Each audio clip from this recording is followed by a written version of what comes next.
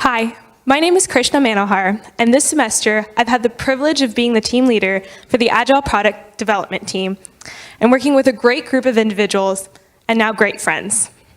This team, or as we like to call ourselves, Team Mobi, has worked very hard and now is here to present to you our wearable hospital vital signs monitor, the mobi. At the beginning of the semester, we were a clean sheet project, and we were given the charge of coming up with a medical product or device to improve the treatment process for chronically ill pediatric patients. With this great goal ahead of us, we dove right in and interviewed countless healthcare professionals and families, as well as started to build medical sensors, went through several iterations of our prototype that you'll see here shortly. We are pursuing a patent through the Office of Technology Development, and also created a commercialization strategy for this product. But above all, throughout this process, we've kept our design focus on the kids. Throughout this process, we've also gotten to know each other very well, learned a lot of things, went through many ups and downs, shared inside jokes, but above all, we are the current reigning champions of the inter-team I-CCEW Battle of the Bands competition. But without our successes would not happen without key individuals. So for that, on behalf of the team, I'd like to thank the CCW staff, Jeff, Sue, Susan, Cassandra, and a special shout out to our fellow Alyssa. I'd also like to thank Stephanie Owens, our mentor. And finally, I'd like to thank my team for being not only a great group of individuals and crazy smart, but also a crazy fun group to work with. So on behalf of my team, I'd like to introduce that team, bring out the rest of Team Mobi, Drew, Brad, Derrick, and Nikita. Team Mobi.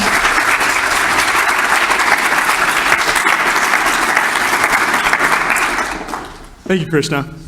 Now, over 500,000 children every year in the US are hospitalized with ailments or illnesses that require constant vital sign monitoring. Little to no innovation is being done in this field to provide comfort or care for the children. Now, Dr. Terrence Stoll, head of pediatrics at OU Children's Hospital, has told our team that developing new medical technology is not happening for children for two distinct reasons. The first is that there's a far greater number of sick adults than there are of sick children. And the second is that accommodating for the wide variation of sizing across all age groups is often deemed just too burdensome for market entry. Now, this has translated to becoming the norm for pediatric care to retrofit devices suited and designed for adults. However, children are not smaller versions of adults. They have different physical, sociological, and psychological needs that must be evaluated when providing the best care. Our team was tasked with researching common problems that children with chronic illnesses face and to create a marketable solution for these problems. We have identified two key pain points that affect children in hospital settings today, being mobility and independence. We've ideated over 20 different solutions for these problems and gathered information from over 50 different healthcare professionals in order to help fill this product opportunity gap.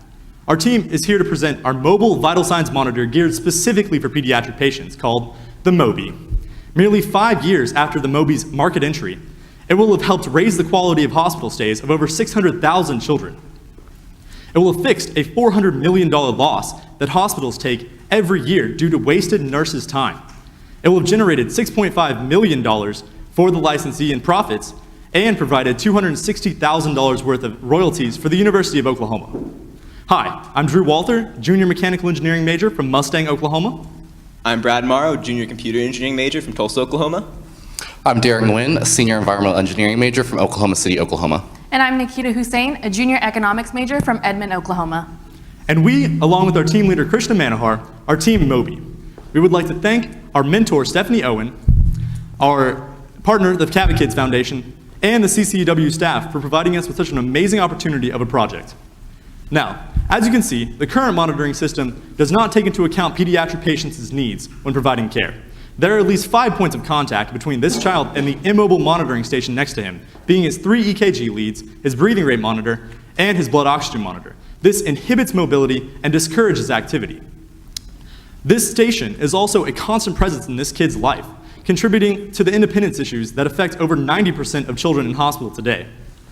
This is also something that wastes nurses' time. because this station banks on the assumption that people won't take off their sensors or tamper with the data being taken. This assumption cannot be effectively applied to children because they often try to mess with things that are on them. And Dr. Nancy Inhofe, as well as multiple interviewed nurses, have stated that children tampering with their systems is a common problem they face and can accumulate to up to a 30-minute lost time per nurse per 12-hour shift. The mobi will fix these problems. The patient will be outfitted with the device underneath their clothes or their hospital gown. There will be 3 unique sensors gathering 5 vital signs and then output to a display screen, or to a data processing unit, and then to a display screen for the nurses at the nurses station. The display screen will be set up like a grid showing each of the patients and each of their respective vital signs. Now, the reason we determined these 5 vital signs was that the healthcare professionals we talked to have told us that these 5 are the most critical and integral to providing the best pediatric care. Renal dietitian Mia Owens has stated that anything that can give kids more mobility in the hospital setting will be great and welcomed by patients and healthcare professionals alike. The way we're doing this is that, as you can see, we're implementing a unique no external wire system. This is untethering the children from the monitoring station next to them. We're also promoting independence by giving them back their freedom to get up out of bed, to walk down the hall, to walk to the art room, the playroom, or even their friend's room. Also, we're designing our device to be difficult to tamper with for the children so that we are giving nurses back their wasted time so that they can attend to more pressing matters or to take a very well-deserved break. Now that I've introduced the mobi to you, here's Brad to talk to you more about how the mobi works. Thank you, Drew. First, we're going to have our fearless team leader, Krishna Manohar, come out and actually model some of the form designs that we have for our mobi. So we actually went through a lot of iterations when creating this. We really wanted to make sure that it fit what kids wanted. So we tried it on children, talked to a lot of nurses, and went through a bunch of iterations, finally came across this mobi. Importantly note is it actually will go underneath the clothes, but we're not doing that for demonstration purposes. So most importantly, when designing mobi, the selling point is really that we're going to save nurses time. And so we really want to make it easy to put on, but difficult for patients to tamper with and take off. So you can see mobi meets up in the back, 3 straps. That's very easy for someone who's sitting behind them to hook together. But if the patient tries to tamper with it or take it off, it's actually pretty difficult. So this will save nurses time by preventing them from having to reapply sensors and applying sensors in the first place. Additionally, we really want to focus on being sanitary, because it is in a hospital setting, and anytime you can get rid of extra bacteria is good, because these kids already have compromised immune systems. So the way we've done this is separate the mobi into 2 separate parts. One is a sensor housing, which holds all the electronics and can be wiped down with an alcohol swab, as they currently do with a lot of their monitoring equipment. And then there's also the fabric that holds it firmly to the chest, which can be thrown in the wash with their hospital gowns or bedding. Thank you, Krishna. Now I'm going to explain a bit more about what data we're collecting and how we're collecting it.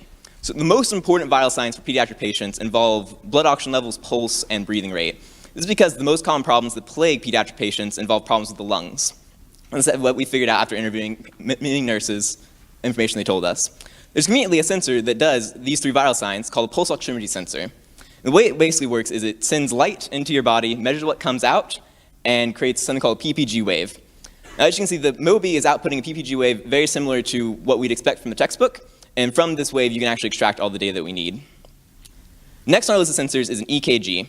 Now, we're not doing a full-fledged 12-lead EKG. We're just doing a simple one to determine basic heart rhythm. Now, the general idea behind this is that we want more than just pulse, because there's a lot of problems that could affect a pediatric patient that wouldn't show up in just pulse data, like if they were missing a heartbeat or if part of their heart rhythm was off. It's important to know for patients. Now, the general idea behind how this works is you have 2 electrodes on either side of the heart, you measure the voltage, and you get a fairly recognizable waveform that I'm sure you all know. As you can see, the mobi is outputting data that we'd expect, so we're getting good data here. The last sensor on the mobi is a temperature sensor that will continuously keep track of a patient's temperature. Now, current hospital methods involve a nurse coming in every 2 to 4 hours and measuring the temperature of a patient. And while this is good, it doesn't give the data that you really need, because if the patient's temperature starts to spike after an hour after the last temperature reading, it could take anywhere from 1 to 3 hours before anything is done about that. Whereas if you constantly keep track of it, you can really nip those infections that spike temperature in the bud. Now, the way our temperature sensor works is we have a thermistor just measuring the ambient temperature of the room, sending that to a data processing unit. Then we have an infrared sensor actually measuring the temperature of the skin around where the mobi is. and you can send that to the data processing unit to compute a core temperature of the body that's then used to output onto display. Now, these three sensors, when combined with our unique child-proof casing, will allow the mobi to be very competitive in the market, which Derrick will now talk about. Thanks, Brad.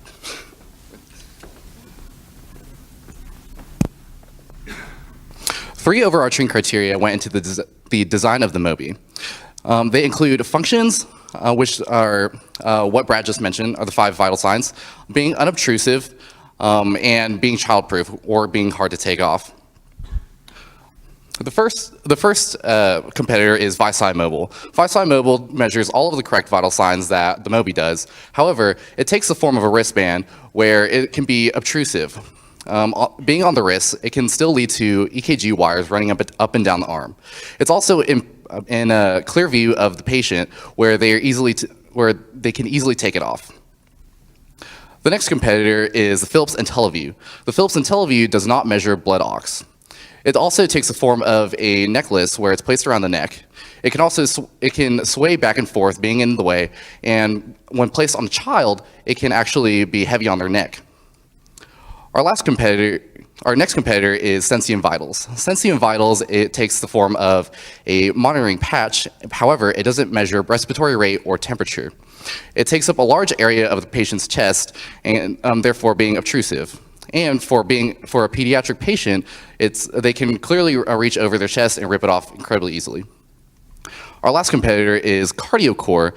CardioCore also doesn't measure blood ox or doesn't measure respiratory rate or temperature. However, it's unobtrusive because it takes a form similar to our mobi. However, it's not childproof because a child can just reach over to their side and take off the strap. With regard to price, the mobi beats out all of our competitors and compares to the CardioCore at a price of $600. However, the CardioCore is in the middle of FDA approval process, and when this goes through, we expect that the price for the CardioCore to increase. We're also pursuing a utility patent on the mobi's form, where we're working with the Office of Technology Development at the University of Oklahoma on its patentability. The mobi also stands out from its competitors because it targets a specific portion of this market. The monitoring device market is projected to be a $5 billion market by 2018, where pediatric patients make up $800 million of this market.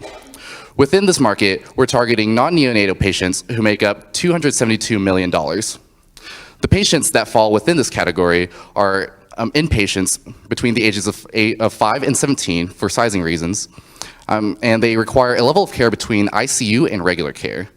They'll also require continuous heart monitoring because patients who are unstable will often have the potential for life-threatening dysrhythmias.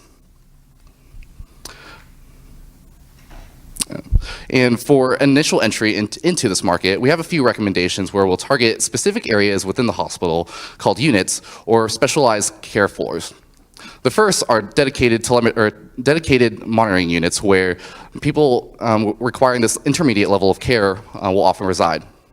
The next are cardiology units where patients who are unstable will require continuous heart monitoring. However, patients within these units will often be hooked up to traditional hospital monitors, which leads to the problem that we identified earlier, where they're often confined to their bed. The last unit that we'll initially hit will be oncology units, because cancer treatments can often cause cardiac problems, which will lead to the problems that cardiology units will face. And now, to talk more about entry into this market, I'll pass it off to Nikita. Thanks, Derrick. So now that we've identified the market potential for the mobi, let's take a look at how it's going to enter the market. We have decided that licensing is the best way to get the device entered into the market. This is because of 2 key reasons. First, hospitals already purchase their supplies and devices from existing vendors that they have already formed relationships with. Second, before the mobi is qualified for any investment, it needs to be a fully functioning prototype. This can be achieved with the resources and expertise that a medical supply manufacturer would already have. So OU should license this device to a medical supply company that specializes in wearable vital signs monitors. An example would be Masimo. They already are working on a line of wearable vital signs devices, but these are geared towards adults. If they take our device, they can expand their product line and tap that pediatric segment. They can work with their partner GE Healthcare to work on FDA approval, as well as manufacture the device on a large scale. And then once that is achieved, they can use existing marketing channels to sell the device to hospitals around the nation, such as OU Children's. Then OU Children's and other hospitals can begin integrating the device into the specific units that Derrick mentioned earlier, and then eventually replace the need for traditional vital signs monitors. As the mobi begins to enter the market, the licensee can capitalize on a $16 billion industry of the wearable vital signs monitors. We took a look at this market and at this industry and found that it's rapidly growing in the next few years. Based on these growth trends, we extrapolated some data and built this revenue model that you see here. We built this model on 3 key assumptions. First, initial market entry of the mobi will be in the year 2018 with an adoption rate of 1%. And we've also marked up the price of the mobi by 20%.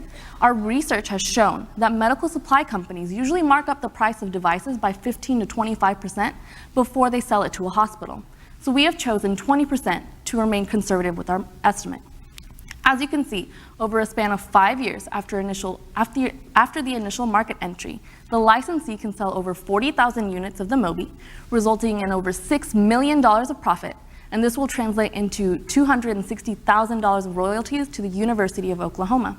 As I mentioned before, these numbers are conservative estimates, and we expect that this would change according to the discretion of a licensee who would use different pricing practices as well as the extra research costs that it would take to fully build the mobi. Moving forward, Team Mobi will pass this project on to the Office of Technology Development at OU. They will need to continue seeking out that patent and contact the licensees that we will provide the information for. Once the mobi is in the hands of a licensee, they are ultimately responsible for the FDA approval, which is required only 90 days before market entry for this type of medical device. They will need to adjust the design as needed and manufacture it on a large scale so that by 2018 it is ready to be sold in a hospital. So to wrap up, we began as a clean sheet project this semester, tasked with the goal to identify a product opportunity gap in the pediatric segment. We identified 2 key pain points, which are issues with independence and mobility restrictions. And we decided that the mobi would best address these issues as well as fill that product opportunity gap in this pediatric segment. So after 5 years after initial market entry, the mobi can affect 500,000 children annually who suffer from these 2 pain points that we mentioned. It can save 30 minutes of a nurse's time per shift, which translates to about 80 hours in a year for one nurse. A licensee who takes the design can capitalize on a $16 billion industry by 2023, and OU can secure royalties as well as build relationships with these high-profile companies. And we are so excited to present this mobi to you guys today. It will be available in the lobby for anyone who's interested in a close-up look. We will now open the floor to questions.